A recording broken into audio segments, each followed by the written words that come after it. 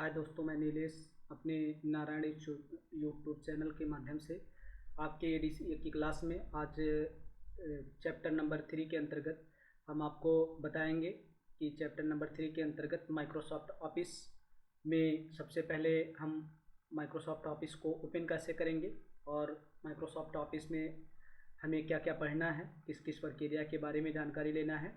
तो सबसे पहले हम स्टार्ट करते हैं। जैसे एमएस वर्ड प्रक्रिया को ओपन करने के लिए सबसे पहले हम यहाँ जाते हैं अपने टास्क बार पर, टास्क बार के स्टार्ट बटन पर, या इसी को विंडो बटन के नाम से जाना जाता है। यहाँ हम क्लिक करेंगे। क्लिक करने के जस्ट बाद यहाँ हमें टाइप करना होता है माइक्रोसॉफ्ट। जैसे है माइक्रोसॉफ्ट हम टाइप करेंगे। माइक्रोसॉफ्ट टाइप करने के बाद यहाँ आपका माइक्रोसॉफ्ट ऑफिस वर्ड 2007 दिखाई दे रहा है।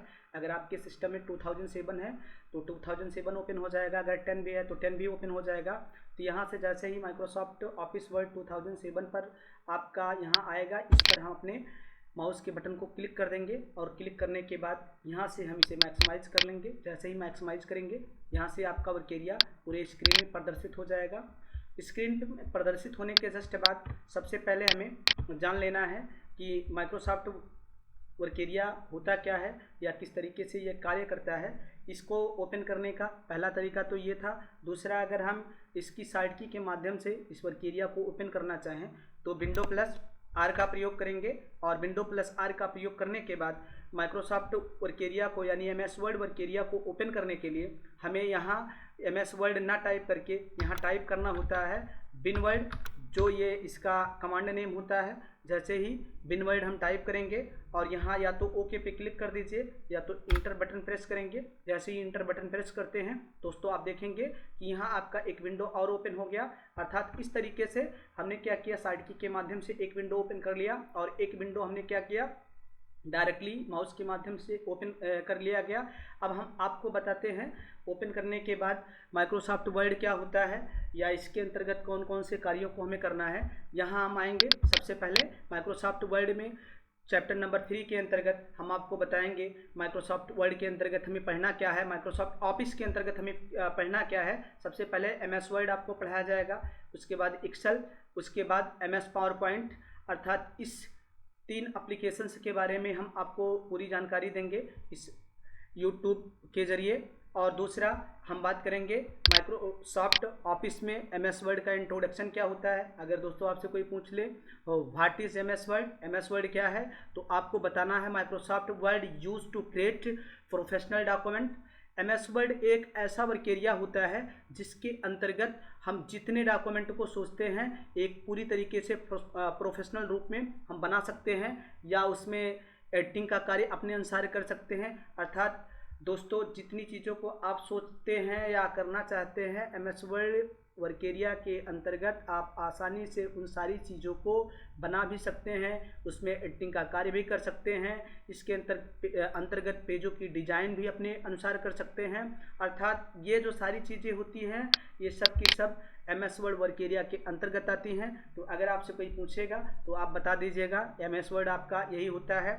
जस्ट इसके बाद हम बात करेंगे यहाँ से कंट्रोल ए। जैसे कंट्रोल ए करेंगे, कंट्रोल ए करने के बाद यहाँ से हम इस डाटा को हटा देते हैं। डाटा को हटाने के जस्ट बाद अब हम बात करेंगे कि सबसे पहले हमें इस वर्क एरिया के बारे में जान लेना है कि सबसे ऊपर वाली पट्टी, जैसे मान लिया जाए अगर आपसे कोई पूछ ले कि भाई सबसे ऊपर वाली पट्टी का नाम क्या होता है या इसे किस नाम से जाना जाता है, तो सबसे पहले आपको बताना है सबसे ऊपर वाली पट्टी जो होता है इसे बोला जाता है टाइटल बार। जैसे हमने बताया था आप लोगों को वर्डपैड वर्क एरिया के अंतर्गत। और इस टाइटल बार में सबसे पहले आप देखेंगे दोस्तों, यहाँ आपका होता है, दिखाई दे रहा है, यहाँ आपका होता है मिनिमाइज, यहाँ होता है रिस्टोर डाउन और यहाँ होता है आपका क्लोज। और यही देखेंगे तो छोटा सा दिखाई दे रहा है माइक्रोसॉफ्ट ऑफिस वर्ड हेल्प। यहाँ से हम हेल्प यानी जानकारी ले सकते हैं, सहायता ले सकते हैं। अगर एमएस वर्ड के बारे में कोई भी जानकारी हमें हेल्प के जरिए लेना है या इसके बारे में जानना है तो यहाँ से हम सहायता ले सकते हैं। उसके जस्ट बाद हम दोस्तों देखेंगे यहाँ से आपका होता है दूसरा जो आपका होता है ये मेनू बार के नाम से जाना जाता है, इसे मेनू बार कहा जाता है। तीसरा यहाँ जो होता है इसे रिबन या ऑफिस बटन के नाम से जाना जाता है, तो इसे हम ऑफिस बटन या रिबन बटन के नाम से भी जानते हैं। और अगर आपसे कोई पूछ ले MS वर्ड वर्क एरिया के अंतर्गत टैब की संख्या कितनी होती है तो आप बताइएगा। यहाँ होम होता है, इंसर्ट होता है, पेज लेआउट होता है, रेफरेंस होता है, मेलिंग्स होता है, रिव्यू होता है और व्यू होता है। अर्थात ये इसके टैब्स मीन्स मेनू होते हैं जिसके अंतर्गत सारी इन्फॉर्मेशन अर्थात सारी जानकारियाँ होती हैं, जिसे आगे हम आपको वीडियो के माध्यम से बताएंगे या आप तक पहुंचाने का कार्य करेंगे। और सबसे पहले यहाँ हम देखेंगे ऑफिस बटन के अंतर्गत जैसे हम क्लिक करते हैं दोस्तों, हमने पहले ही बता दिया है कि भाई new, open, save as, print, prepare, send in email, publish, close. इसमें देखेंगे कुछ फाइलें आपको नहीं मिलेंगी। इन नई फाइलों के बारे में भी हम आपको जानकारी इस वीडियो के माध्यम से आगे बताएंगे। सबसे पहले हम स्टार्ट करते हैं कि यहाँ मेनू बार के बाद यहाँ जैसे ही आएंगे वर्क एरिया में देखेंगे कि भाई अगर आपसे कोई पूछ ले कि मेनू बार के बाद आपका क्या होता है, ये वाला ऑप्शन जो दिखाई दे रहा है इसे किस नाम से जाना जाता है, तो आप बताएंगे ये जो आपका होता है ये पूरा का पूरा रिबन होता है, ये पूरा टोटल यहाँ से दिखाई दे रहा है, इसे फॉर्मेट बार के नाम से भी हम कह सकते हैं। यहाँ आपका होता है क्लिपबोर्ड ब्लॉक, यहाँ होता है आपका फॉन्ट ब्लॉक, यहाँ होता है पैराग्राफ ब्लॉक और यहाँ होता है आपका स्टाइल ब्लॉक और यहाँ होता है आपका एडिटिंग ब्लॉक। अर्थात होम टैब या होम मेनू के अंतर्गत MS वर्ड वर्क एरिया में आपके 5 ब्लॉक होते हैं, 5 ब्लॉकों की संख्या होती है। यहाँ आपका होता है क्विक एक्सेस टूल बार, जिसे क्विक एक्सेस टूल बार के नाम से जाना जाता है। ये पट्टी जो आपकी होती है इसे क्विक एक्सेस टूल बार के नाम से जाना जाता है। Just quick access toolbar के नीचे आप देखेंगे इसे रूलर बार के नाम से जाना जाता है। ये आपका लेफ्ट एंड राइट भी होता है। यहाँ देखेंगे टॉप टू बॉटम करने के लिए अगर पेज में हमें मार्जिन को टॉप टू बॉटम सही करना है तो यहाँ से टॉप टू बॉटम जो लेफ्ट साइड में आपका रूलर दिया गया होता है और जो टॉप पे रूलर दिया गया होता है आपके पेज में मार्जिन को हम लेफ्ट एंड राइट इस तरीके से जब आपका ये एरो बन जाए और यहाँ से हम लेफ्ट बटन क्लिक करते हुए इसे मार्जिन को घटा और बढ़ा सकते हैं। जैसे ही रूलर बार का प्रयोग करेंगे ये पूरा आपका वर्क एरिया होता है जिसे वर्क स्पेस के नाम से भी जाना जाता है। वर्क एरिया के बाद हम यहाँ देखेंगे ये जो नीचे वाली पट्टी जिस पर हमने अपना माउस पॉइंटर रखा है इसे स्टेटस बार के नाम से जाना जाता है, जिस पे आप देखते हैं पेज संख्या, वर्ड संख्या इत्यादि चीज़ें आपको दिखाई देती हैं। स्टेटस बार के नीचे आपका होता है टास्क बार, अर्थात अगर आपसे कोई पूछे वर्क एरिया में कितने बार होते हैं तो दोस्तों आप बता दीजिएगा। माइक्रोसॉफ्ट वर्ड के अंतर्गत विंडोज 7 में आपका सबसे पहले टाइटल बार होता है, उसके बाद मेनू बार होता है, उसके बाद आपका रिबन यानी इसे फॉर्मेट बार के नाम से जाना जाता है, उसके बाद आपका टूल बार होता है, उसके बाद आपका रूलर बार होता है, उसके बाद वर्क एरिया होता है। उसके जस्ट बाद हम बात करेंगे स्टेटस बार होता है, उसके नीचे आपका होता है टास्क बार। अर्थात इतनों बारों से मिलकर आपका और एक आपका वर्टिकल होता है और दूसरा हॉरिजॉन्टल होता है, और वर्टिकल और हॉरिजॉन्टल के बीच में जिससे हम टॉप और बॉटम तथा लेफ्ट एंड राइट जाने का कार्य करते हैं इसे स्क्रॉल बार के नाम से जाना जाता है। तो इतने बारों से मिलकर आपका MS वर्ड वर्क एरिया तैयार होता है अर्थात बना होता है। अब हम बात करेंगे सबसे पहले इसमें हम किस तरीके से कार्य करेंगे। सबसे पहले दोस्तों हम बताते हैं, अगर जैसे मान लिया जाए हमें टाइप करने का हमारा मन ना कर रहा हो और हमें किसी भी कमांड या टैब का हमें प्रेडिकल करना है तो उसके लिए सबसे पहले हम एक फार्मूला यहाँ लगाते हैं बराबर और रैंड। जैसे ही बराबर और रैंड का प्रयोग करेंगे यहाँ से ब्रैकेट ऑन कर लेंगे और ब्रैकेट ऑफ करेंगे, इंटर करेंगे। इंटर करने के जस्ट बाद आपके 3 पैराग्राफ जो होते हैं ये वर्क एरिया में प्रेजेंट हो जाते हैं। जो आपको टाइप नहीं करना होता है ये ऑपरेटिंग सिस्टम माइक्रोसॉफ्ट वर्ड के कुछ इन्फॉर्मेशन होते हैं जो आपके वर्क एरिया में प्रेजेंट हो जाते हैं। अगर मान लिया जाए आपसे कोई बोल दे कि इन पैराग्राफों की संख्या को हमें बढ़ाना है तो उसके लिए हम क्या करेंगे, यहाँ से हम Ctrl+Z करेंगे और Ctrl+Z करने के बाद अगर आपसे कोई बोलता है कि यहाँ इसके पैराग्राफ की संख्या को हमें घटाना या बढ़ाना है तो उसके लिए जैसे अगर आपसे कोई बोल दे हमें क्या करना है, यहाँ से 10 पैराग्राफ चाहिए, उसके बाद आप इंटर करिएगा तो यहाँ देखेंगे दोस्तों आपके 10 पैराग्राफ प्रेजेंट हो जाएंगे। जैसे ही ब्रैकेट के अंतर्गत 10 टाइप करेंगे यानी 10 टाइप करेंगे आपके वर्क एरिया में 10 पैराग्राफ प्रेजेंट हो जाएंगे। अगर इसके अलावा भी आपसे कोई बोलता है कि नहीं भाई 10 नहीं, हमें इसके अलावा क्या करना है, यहाँ से आएंगे 10 के अलावा जैसे 2 और कॉमा का प्रयोग करते हुए 3, उसके बाद यहाँ एंटर करेंगे तो आपका देखा जाएगा यानी पैराग्राफ जो होता है आपका 3 ना होकर यहाँ 2 प्रेजेंट हो जाएगा, यानी 2 पैराग्राफ आपके दिखाई दे रहे हैं और एक पैराग्राफ में आपकी 3 लाइनें जो होती हैं वो पूरी लिखी गई होती हैं। यानी एक पैराग्राफ में 3-3 लाइनें आपकी लिखी जाएंगी। तो इस तरीके से बिना लिखे बिना टाइप किए गए डेटा को अगर हमें अपने MS वर्ड वर्क एरिया में प्रेजेंट करना होता है तो उसके लिए सबसे पहले हम क्या करते हैं, बराबर रैंड का प्रयोग करते हुए ब्रैकेट ऑन और ब्रैकेट ऑफ करते हैं और अपने की बोर्ड के इंटर बटन को प्रेस करेंगे, तुरंत आपका डाटा प्रेजेंट हो जाएगा।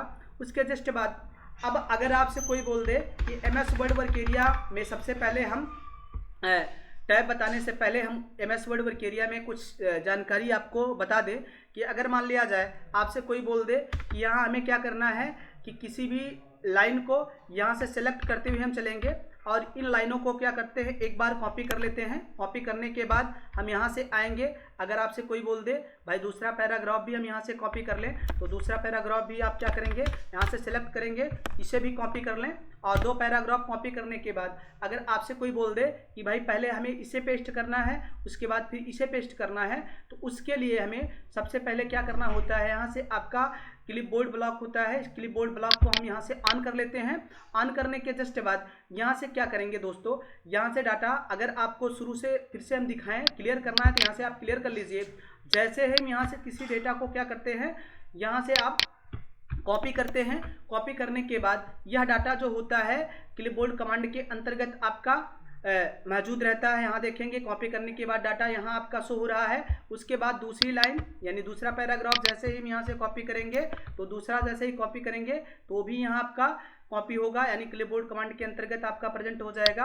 उसके बाद अगर आपसे कोई बोले कि पहले हमें ये वाला पेस्ट करना है, उसके बाद ये वाला पेस्ट करना है, तो सबसे पहले हमें क्या करना है, पहले यहाँ जाना है, जितनी बार इसे पेस्ट करना है उतनी बार इस पर क्लिक करना है, तो पहला वाला पैराग्राफ आपका पेस्ट हो जाएगा। उसके बाद दूसरा पैराग्राफ अगर आपसे कोई बोले कि दूसरा वाला पैराग्राफ हमें पेस्ट करना है, तो यहाँ दूसरे वाले पर जाइएगा और यहाँ से दूसरा पैराग्राफ आप अपना क्या करिएगा, पेस्ट कर दीजिएगा। ये तो होता है किसी भी डाटा को एक बार कॉपी कर लिया जाता है, दोबारा कॉपी ना करना पड़े, उसके लिए सबसे पहले हम अपने MS वर्ड वर्क एरिया में अपने क्लिपबोर्ड कमांड को ऑन कर लेते हैं। और ये ध्यान में रहे, माइक्रोसॉफ्ट ऑफिस के किसी भी वर्क एरिया में ये कॉपी किया गया डेटा आपको दिखाते हैं हम। जैसे यहाँ विंडो बटन प्रेस करेंगे, विंडो बटन प्रेस करने के बाद यहाँ एक्सेल वर्क एरिया ओपन करते हैं और जैसे ही एक्सेल वर्क एरिया ओपन करेंगे वहाँ हम देखेंगे कि जैसे यहाँ क्लिपबोर्ड कमांड ऑन करेंगे, क्लिपबोर्ड कमांड ऑन करने के जस्ट बाद यहाँ देखेंगे पहले से मौजूद जो हमने वहाँ कॉपी किया था ये डाटा यहाँ भी आपका क्लिपबोर्ड कमांड के अंतर्गत मौजूद है। जैसे यहाँ आप क्लिक करेंगे ये डाटा आपका यहाँ पेस्ट हो जाएगा।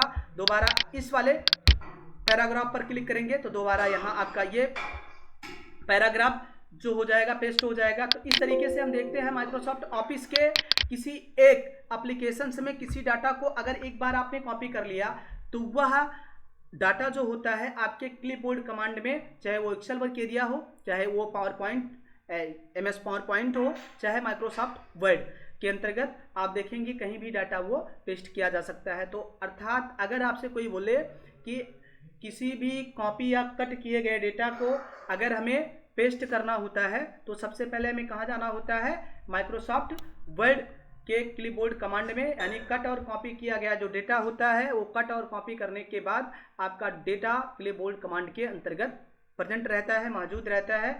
जब उसे पेस्ट अर्थात वर्क एरिया में चिपकाने का कार्य करते हैं तो आपके वर्क एरिया में वो प्रेजेंट हो जाता है। तो इस तरीके से हम क्या करते हैं, इसे एक बार कॉपी करने के बाद दोबारा किसी भी डेटा को कॉपी करने की ज़रूरत हमें नहीं होती है। एक बार कॉपी अगर आपने किया है तो दोबारा वह डेटा आपको क्लिपबोर्ड कमांड के अंतर्गत मौजूद मिलेगा। उसके जस्ट बाद हम MS वर्ड में और कार्यों को करने से पहले हम कुछ चीज़ें और आपको बता दें फार्मूले के माध्यम से।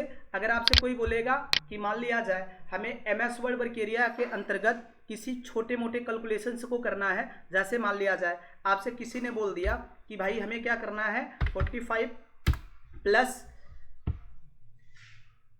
52 माइनस 24 डिवाइड 4 मल्टीप्लाई 7।